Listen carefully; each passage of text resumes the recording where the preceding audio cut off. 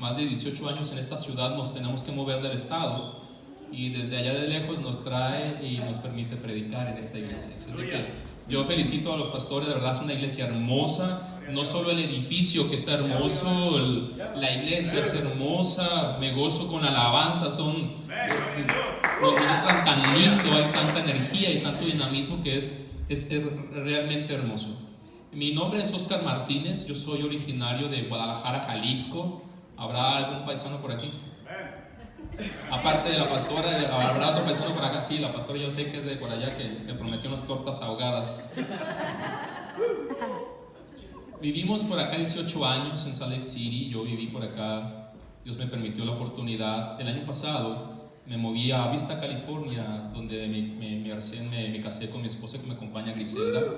Ella nació en California. Y este es nuestro primer viaje prácticamente en el ministerio. Así es de que para mí es un gozo ya no tener que viajar solo, sino ahora ya viajar acompañado. Así, poder viajar con alguien que me va despertando en el camino, que aunque como copiloto de repente me dijo, me tienes que hablar para no dormirme, mi copiloto. Entonces, bueno, ninguno de los dos no dormimos porque yo la despertaba a ella. Pero la gloria sea para Dios, después de más de 13 horas de manejo, que fue bien difícil, Dios nos concede llegar el viernes a la 1 de la madrugada. Por fin, y acá estamos para glorificar el nombre de Cristo junto con esta hermosa iglesia. Y así sin más, vamos a ir, yo le invito a que vaya conmigo a la segunda carta de Pablo a los Corintios, capítulo 12, versículos 1 al 10. Segunda carta de Pablo a los Corintios, capítulo 12, versículos 1 al 10. Cuando lo encuentre le voy a pedir que me diga con un fuerte amén. Segunda de Corintios, capítulo 12, versículos 1 al 10. Amen.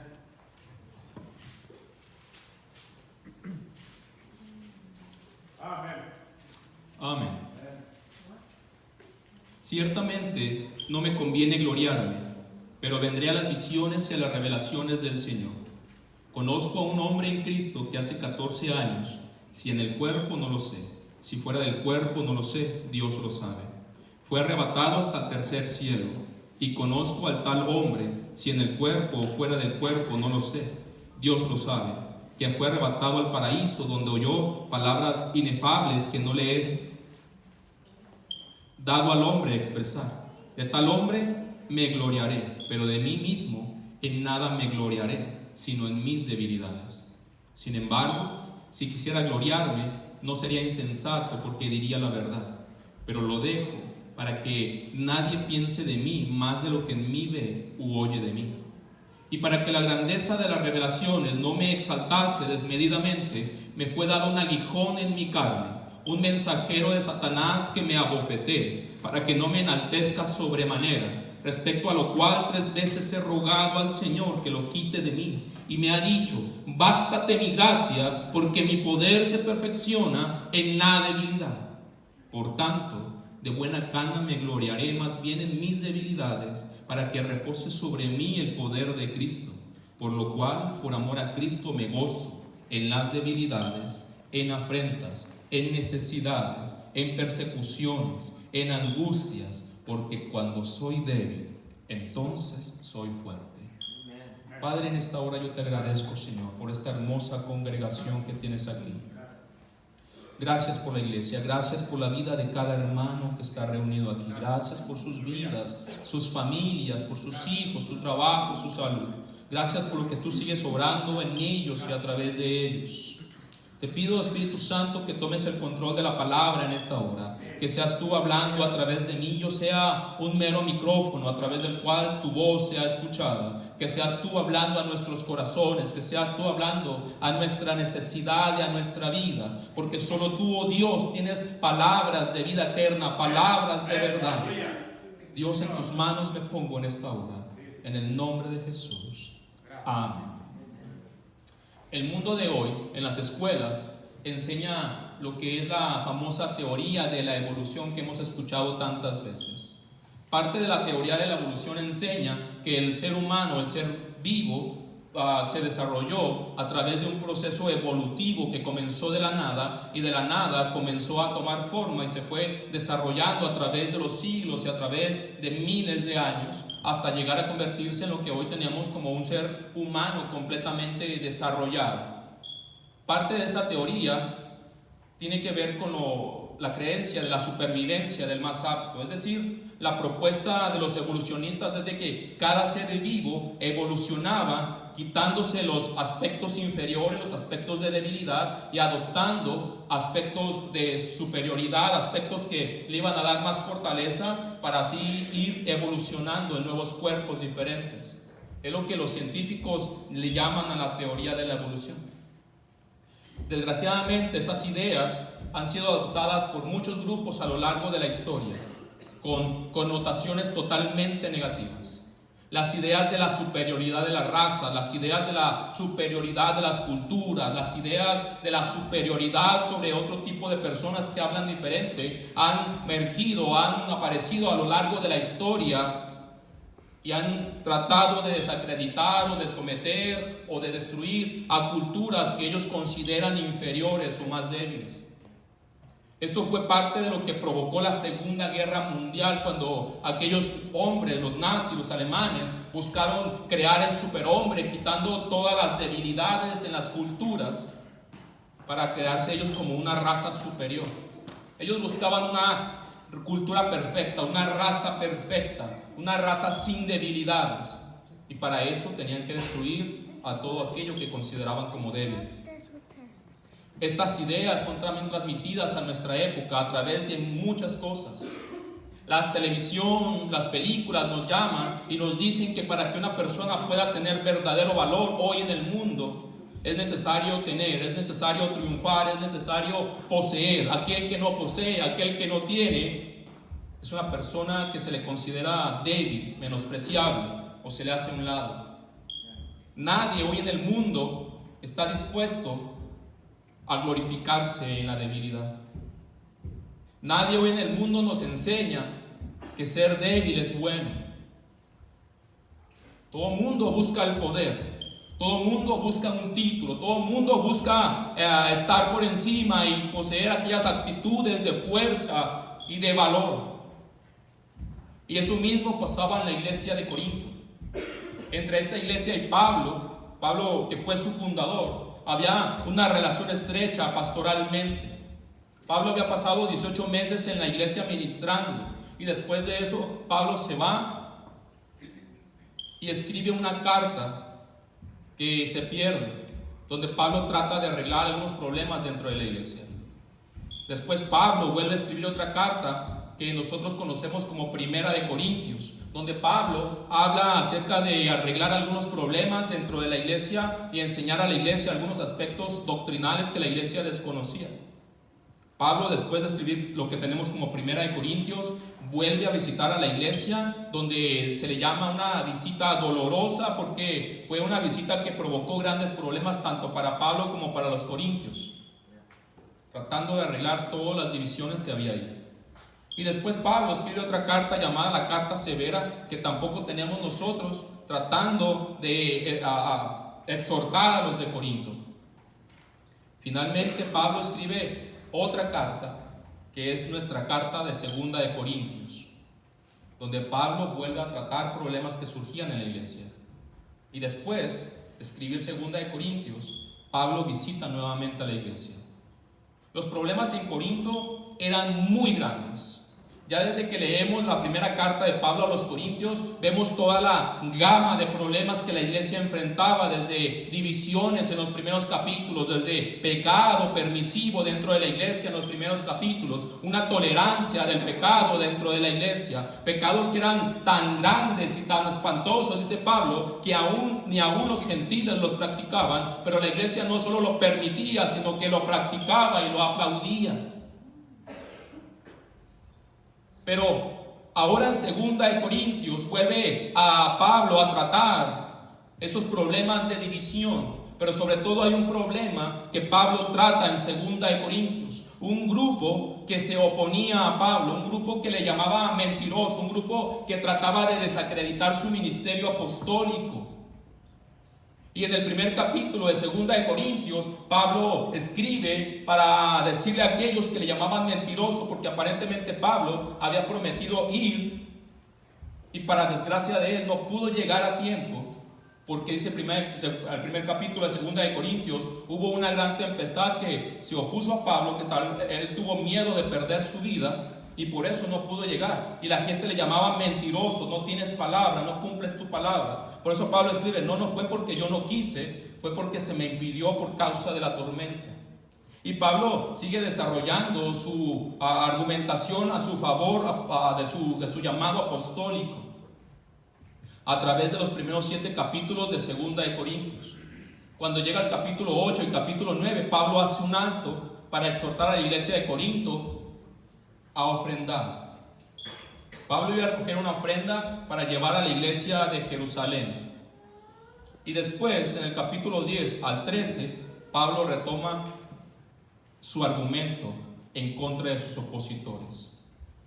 Aquel grupo de personas que estaban causando división en la iglesia, pero que más específicamente estaban atacando a Pablo en su ministerio apostólico, estaban atacando a Pablo en su misma persona. Un grupo de personas que se llamaban los superapóstoles, un grupo de personas que se inflaban a sí mismos, que se enorgullecían a sí mismos, un grupo de personas que se sentían superiores a todos los demás, que se burlaban del aspecto físico de Pablo, según dice el capítulo 10, versículo 10 de 2 Corintios, un grupo de personas que menospreciaban a Pablo no solo por su apariencia, pero lo menospreciaban porque consideraban que Pablo no hablaba con poder, con elocuencia, no hablaba con facilidad de palabra, y decían que Pablo tenía una habla tosca, y se burlaban de Pablo, como dice el capítulo 11, versículo 6 de 2 Corintios.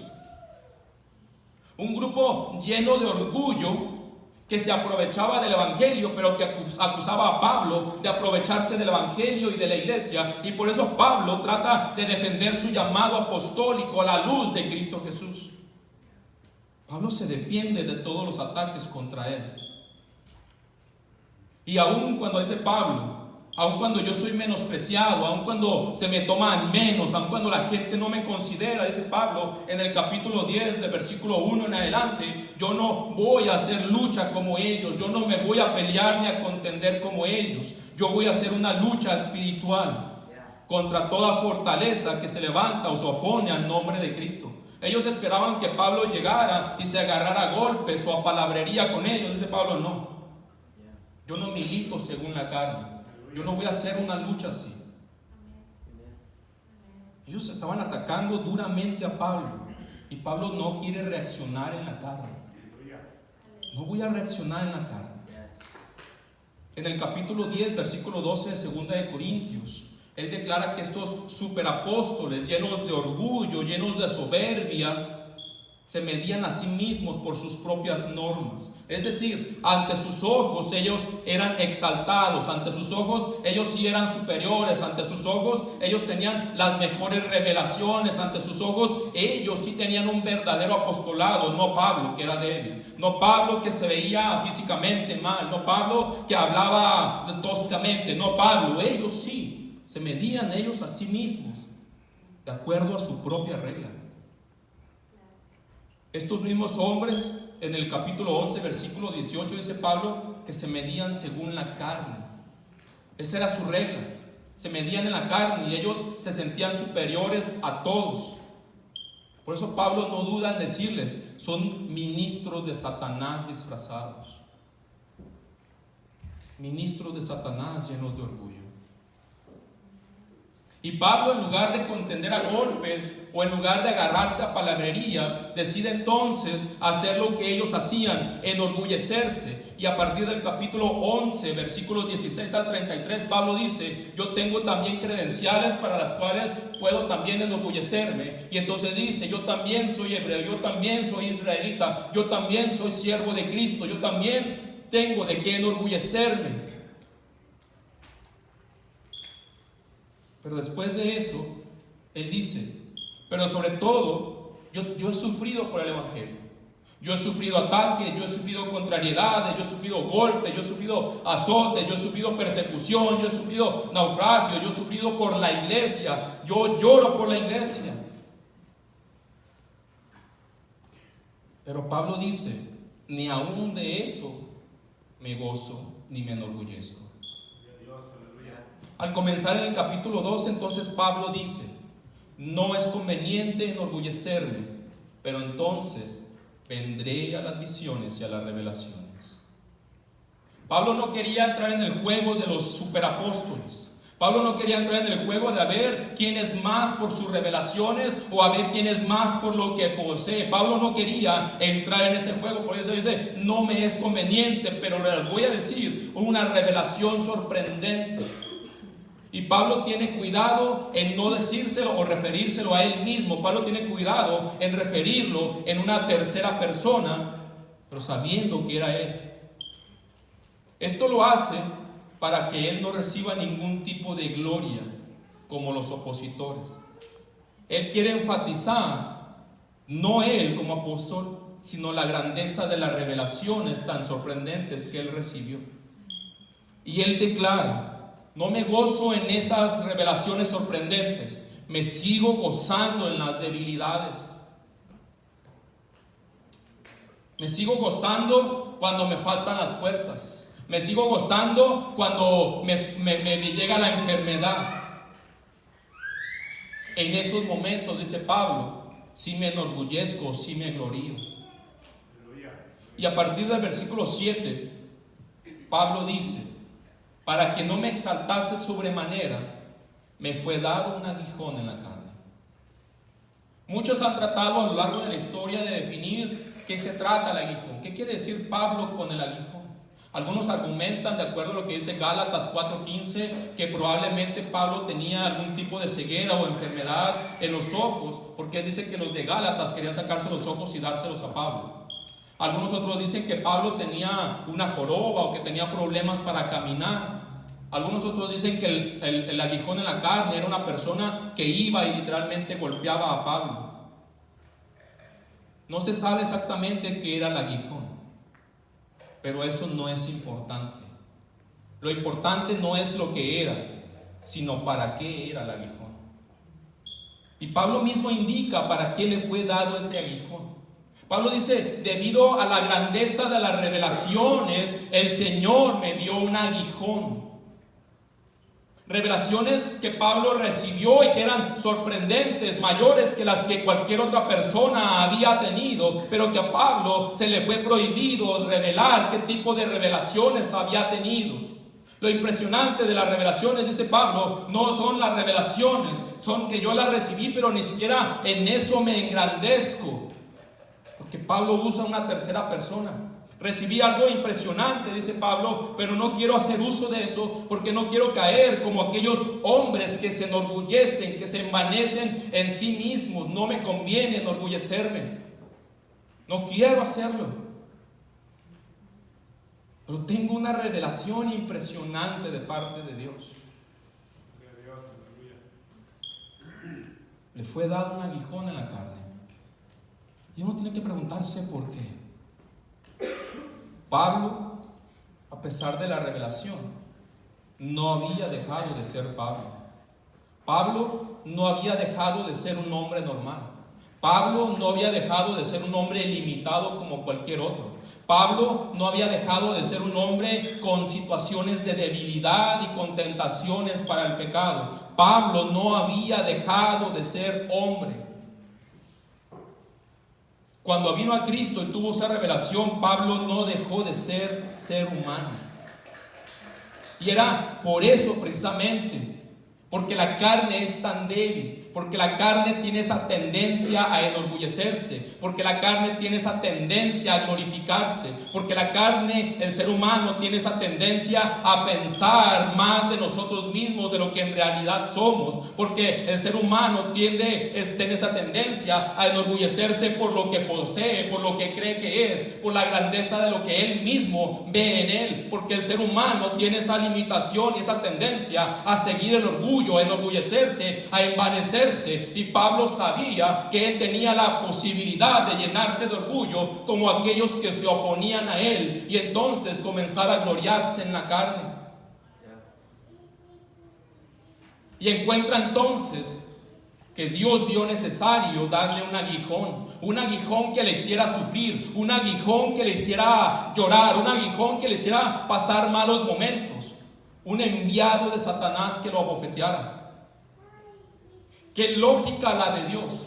Qué contraste la que Dios usa. Aquellos hombres superapóstoles que eran engreídos, que eran soberbios, que eran altivos, que no tenían ninguna consecuencia. Ahora Pablo, que había recibido una verdadera revelación, Pablo que tenía de qué enorgullecerse, Pablo que asimismo nos dice en el capítulo 10 de 2 de Corintios que él peleaba una guerra espiritual, que en el capítulo 6 de Efesios nos habla de la guerra espiritual contra Satanás. Es a través de Satanás que Dios permite el aguijón en la carne de Pablo.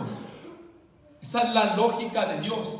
Aquel contra el que Pablo luchaba, aquel contra el que Pablo se oponía, que era Satanás, fue el medio que Dios usó para someter a Pablo. Qué lógica la de Dios. Qué lógica la de Dios. Yo no logro entender. El enemigo de Pablo fue aquel que Dios usó para atormentar a Pablo. Esa es la lógica de Dios. Pero le fue dado para no envanecerse. ¿Se da cuenta las formas de Dios de bajarnos los humos? ¿Se da cuenta la manera en cómo Dios trata con nosotros? ¿Cómo Dios trató con este hombre llamado Pablo? Para que no te exaltes, te voy a humillar. Para que no te ensoberbezcas, te voy a humillar. Te va a doler, te voy a lastimar, te voy a hacer sentir mal, pero tengo un propósito por el cual te di este aguijón. Un hombre que le había entregado su vida al evangelio, un hombre que se había entregado a la obra, un hombre que se había entregado a la predicación del evangelio, un hombre que no tuvo temor de ir lo más lejos que tendría que ir, un hombre que sin embargo entiende que tenía la debilidad y la tendencia a llenarse de orgullo. Fue por eso que Dios lo protegió, fue por eso que Dios le permitió que Satanás le atormentase, fue por eso que Dios permitió que Satanás llegase a debilitar a Pablo. Dios sabe, hermano, lo que el orgullo hace en nosotros. El primer pecado en la creación fue el del orgullo de Satanás. Cuando Satanás quiso sentarse en el lugar de Dios. El segundo pecado fue similar en el de Adán y Eva. Cuando estos primeros hombres quisieron ser igual a Dios.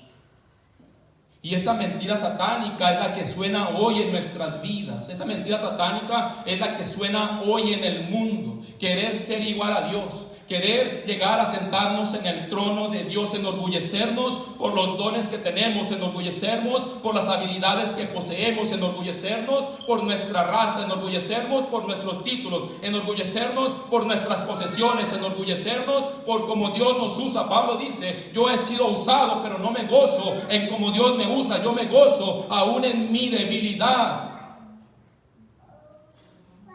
¿Qué tan contrastante es eso con nuestra forma en cómo el mundo nos presenta? Poseer, tener, te da valor. Somos llamados, como decía el hermano Raúl, a querer tener y poseer, pensando que eso nos va a dar alguna especie de valor. Y Pablo, que lo entendía, le fue dado un aguijón. Un aguijón que lo atormentaba. Un aguijón que le causaba dolor. Pero un aguijón que lo tenía de rodillas. Un aguijón que lo hacía depender de Dios. Un aguijón que lo tenía clamando a Dios. Un aguijón que sí lo atormentaba, pero que lo tenía ahí de rodillas ante el único Dios vivo y verdadero, para que la gloria no la recibiese Pablo, para que la gloria no la recibiese lo que él hacía, para que la gloria la recibiera siempre y únicamente Cristo. Uno puede ver los problemas que enfrentamos en la vida como una guerra. Uno puede ver los problemas que enfrentamos en la vida como algo que nos quiere lastimar. Pero Pablo veía los problemas como una forma en cómo Dios quería tenerlo de rodillas. Pablo veía los problemas como una forma en que Dios quería tenerlo dentro y cerca de él, para que Pablo no se perdiese. Los problemas que enfrentamos como creyentes tienen un porqué, hermano. Tienen un para qué. Somos tendentes a alejarnos de Dios. Somos tendentes a enorgullecernos. Somos tendentes a envanecernos. Somos tendentes a vernos en el espejo y pensar de nosotros mucho más de lo que en realidad somos. Dios sabe la clase de personas que somos. Dios sabe la tendencia natural en la carne a llenarnos de orgullo y a quitar y sacar a Dios de nuestra vida y sentarnos sobre el trono que le pertenece a Dios. Dios sabe que tenemos la tendencia de querer los aplausos, de querer la fama, de querer que la gente nos reconozca. Dios sabe que tenemos la tendencia a menospreciarle a Él, mientras que nosotros seamos aplaudidos. Pero Dios sabe también que es necesario el problema en nuestra vida. Dios sabe también que es necesario la adversidad en nuestra vida para que usted y yo podamos estar de rodillas ante Él, para que usted y yo podamos estar siempre en ese sitio de humillación, reconociendo que Él es Dios. Me fue dado un aguijón en la carne para que no me enalteciera. Y Pablo lo había entendido perfectamente. Pablo había entendido el porqué de ese aguijón. No me debo de enorgullecer de más. No debo de caer en la misma tentación que los opositores. No debo de caer en la misma tendencia a envanecerme como los superapóstoles. Me puedo defender a mí mismo, dice Pablo, y por eso presenta aquellas revelaciones. Pero no me gozo en ellas, antes bien me gozo en mis debilidades. En el capítulo 11, versículos 16 al 33, Pablo les declara que si alguien tenía de qué gloriarse en la carne, él también. Yo soy hebreo, yo soy israelita, yo soy descendiente de Abraham. Yo tengo todo lo que le puede motivar a alguien a llenarse de orgullo. Además, Pablo dice: yo por el evangelio he sufrido toda clase de ataques. He pasado por muchas cosas. Pero Pablo no se enorgullecía de eso. Pablo hubiera podido caer en la falsa humildad que se profesa en muchas iglesias. En la de decirle al Señor: Señor, yo sufro por ti. Señor, yo lloro por ti. Yo soy mejor que todos ellos, porque yo sí soy santo, Dios. Una falsa humildad que Pablo pudo haber experimentado. Yo sí soy un verdadero apóstol por todo lo que sufro. Yo sí soy un verdadero mensajero por todo lo que experimento, pudo haber dicho Pablo. Y entonces Pablo dice: pero ni de eso me gozo, ni en eso me enorgullezco en mi debilidad. ¿Se da cuenta la tendencia del ser humano? Queremos la fama, queremos el orgullo, queremos los títulos, queremos el aplauso, queremos ser glorificados, queremos ser levantados en alto. Tenemos la tendencia a dejar a Cristo fuera de la ecuación. Tenemos la tendencia a vernos mucho mejor de lo que en realidad somos. Pero también tenemos la tendencia a tener una falsa humildad dentro de nosotros. Un orgullo disfrazado.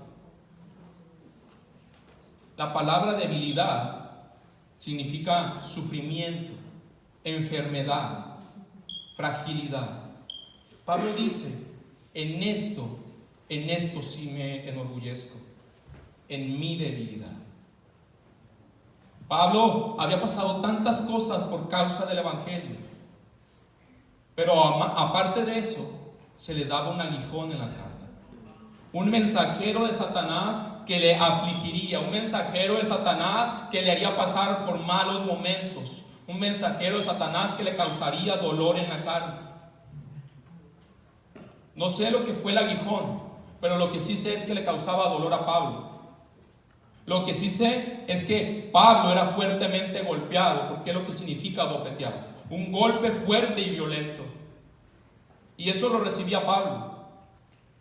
No era algo que una persona quisiera tener en su vida. ¿Cuántos quieren decirle a Dios: yo quiero problemas, yo quiero aflicción, yo quiero que alguien venga y me golpee así? ¿Cuántos pueden decirle a Dios: Señor, yo quiero esto y lo voy a presumir, yo me enorgullezco de esto? No es algo que se nos enseñe que es bueno. No es algo para presumir o para enorgullecernos. Los opositores de Pablo, los superapóstoles, se enorgullecían de sus logros. Ellos se enorgullecían de la forma tan bonita como hablaban y de su apariencia física, de sus supuestas revelaciones. Y menospreciaban a Pablo, al cual consideraban débil y pequeño. Y a Pablo le fue dado un aguijón. Y esa es la lógica de Dios.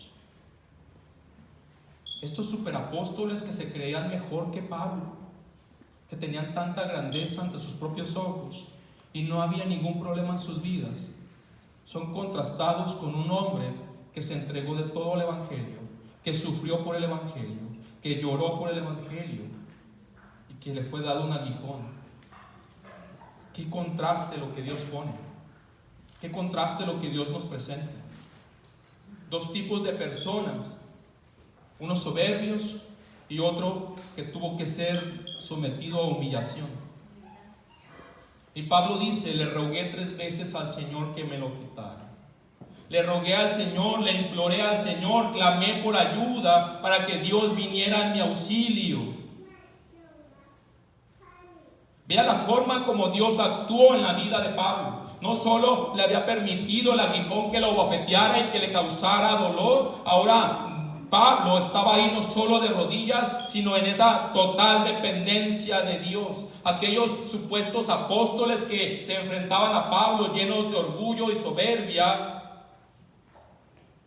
son contrastados por la vida de un hombre que es sometido a dependencia total a Dios. Pablo ruega, Pablo clama, Pablo suplica 3 ocasiones, esperando una respuesta afirmativa, esperando una respuesta que él deseaba, esperando que Dios le dijera: sí, te voy a dar lo que tú quieres. Pero Pablo entendió que el aguijón no solo le causaba dolor para que no se enorgulleciera. Pablo entendió que el problema, que el aguijón le quitaba el control de sus propias manos. Estamos, hermanos, tan acostumbrados a hacer las cosas con nuestra propia fuerza, estamos tan acostumbrados a hacer las cosas con nuestro propio ingenio, estamos tan acostumbrados a hacer las cosas con nuestra propia capacidad, estamos tan acostumbrados a creernos que nuestra inteligencia es mucho más grande que la sabiduría de Dios, estamos tan acostumbrados a depender de nosotros mismos.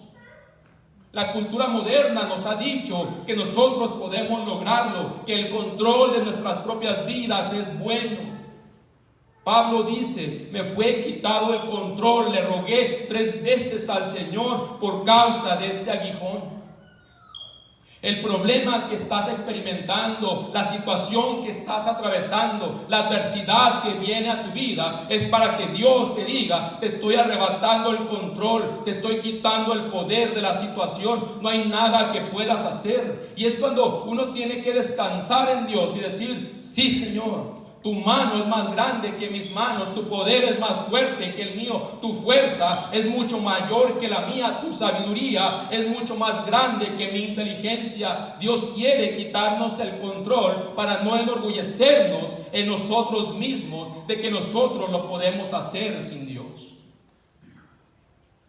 Es necesario el aguijón, es necesario que duela, es necesario que el Señor nos abofetee, es necesario que atravesemos adversidad, es necesario que estemos de rodillas, es necesario que clamemos en dependencia, pero también es necesario que le demos el control a Dios.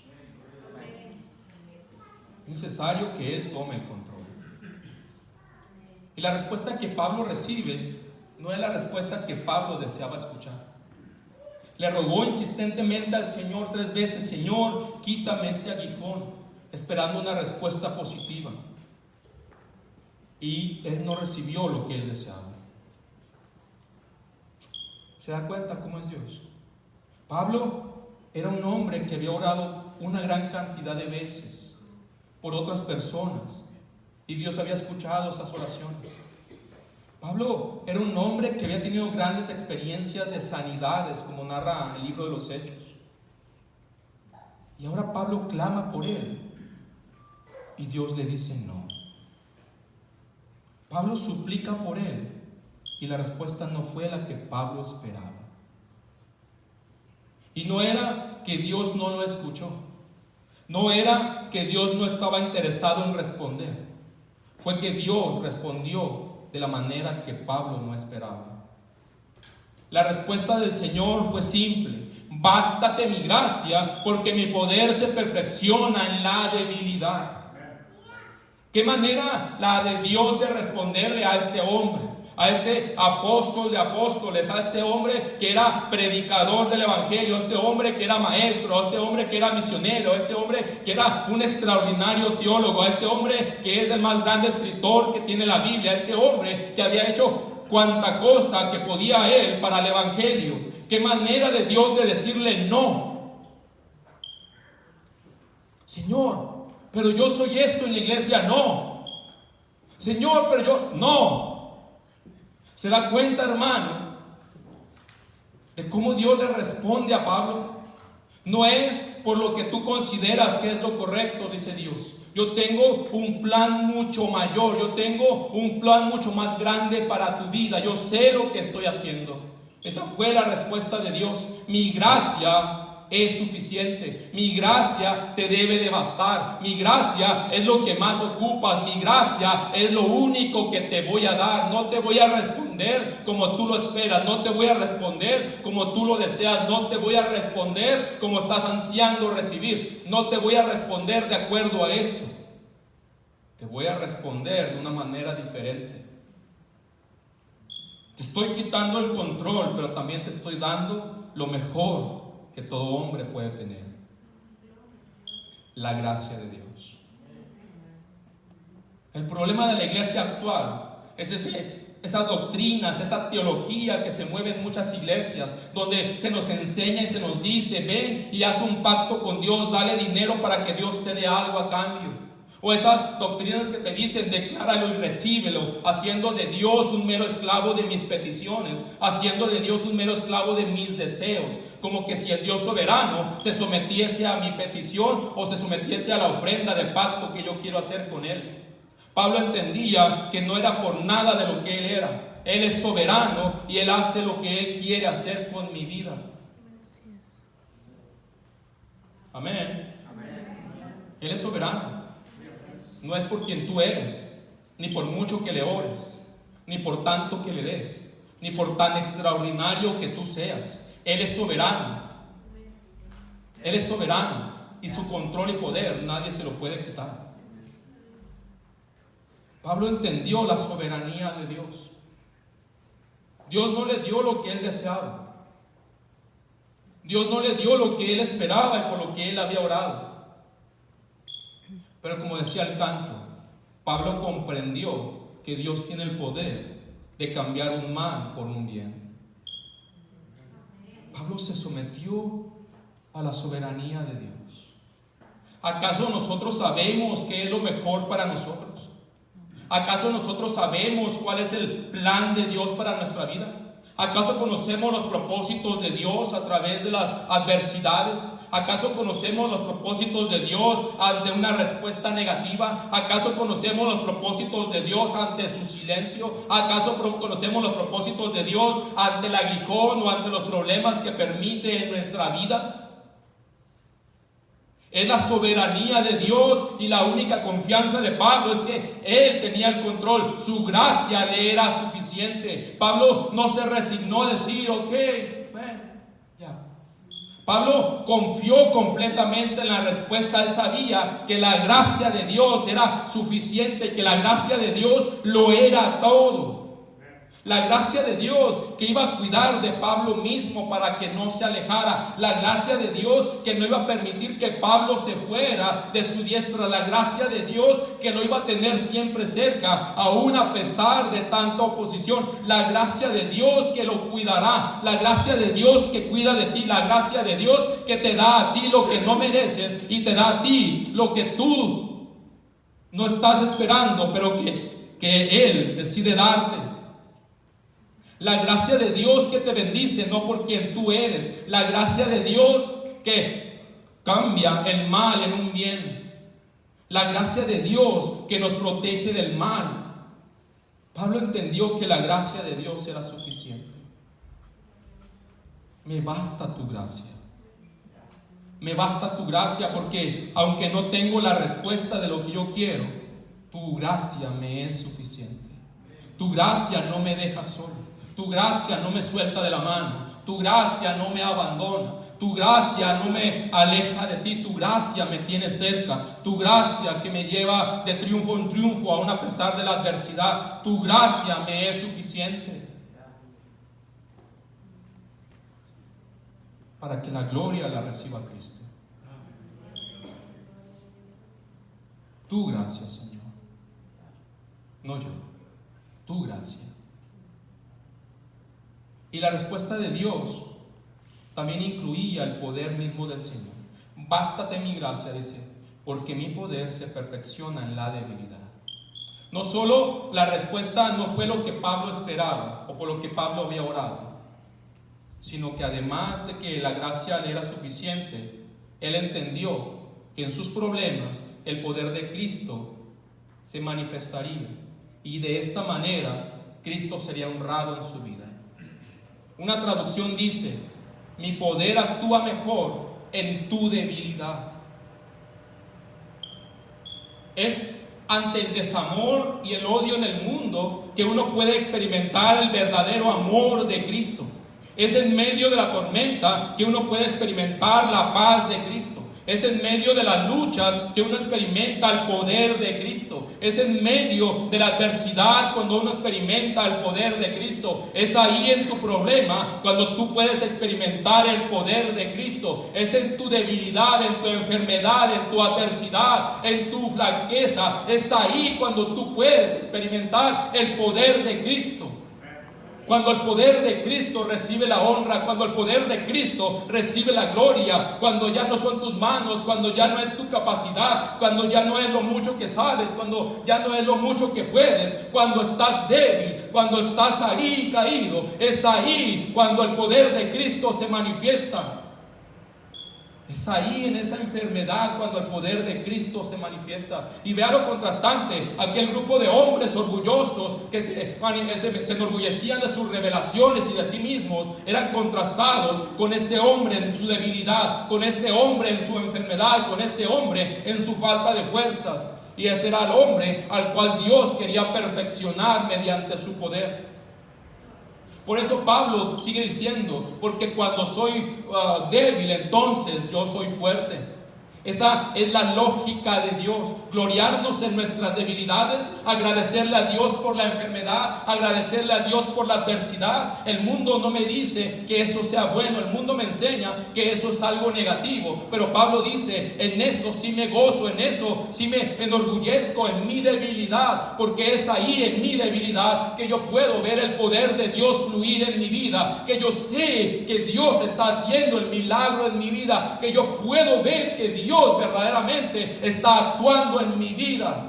Pablo dice: para que el poder de Dios repose sobre mí. La otra palabra que se puede usar es: para que el poder de Dios habite sobre mí, para que el poder de Dios levante tienda y habite dentro de mí, para que el poder de Dios no venga solo ocasionalmente, para que el poder de Dios no venga solo de vez en cuando, para que el poder de Dios esté conmigo en todo el proceso de debilidad, en todo el proceso de flaqueza, en todo el proceso de tribulación, para que el poder de Dios esté conmigo mientras yo atravieso el valle de sombra de muerte, para que Él reciba entonces la gloria, para que Él reciba entonces la alabanza, para que Él sea el que sea aplaudido, para que Él sea el único digno de honor. Pablo entendía: es necesario pasar por la debilidad donde el poder de Cristo se manifiesta.